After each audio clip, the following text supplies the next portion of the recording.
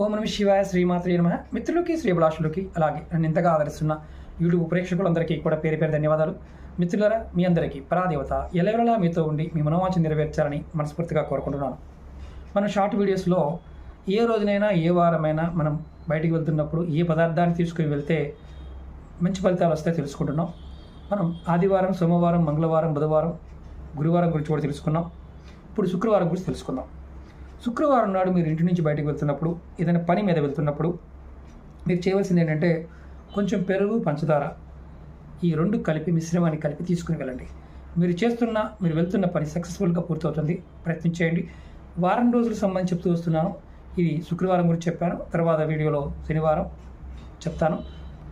ఎలా చేస్తే ఫలితాలు ఉంటాయనేది ఈ షార్ట్ వీడియోలు కాబట్టి మీరు ప్రయత్నపూర్వకంగా చేయండి, ఫలితం ఉంటుంది. అలాగే మీకు ఈ వీడియో నచ్చినట్లయితే లైక్ చేయండి, ఛానల్ సబ్స్క్రైబ్ చేసుకోండి, పక్కనే ఉన్న గంట సింబల్ని యాక్టివేట్ చేసుకొని 10 మంది మిత్రులు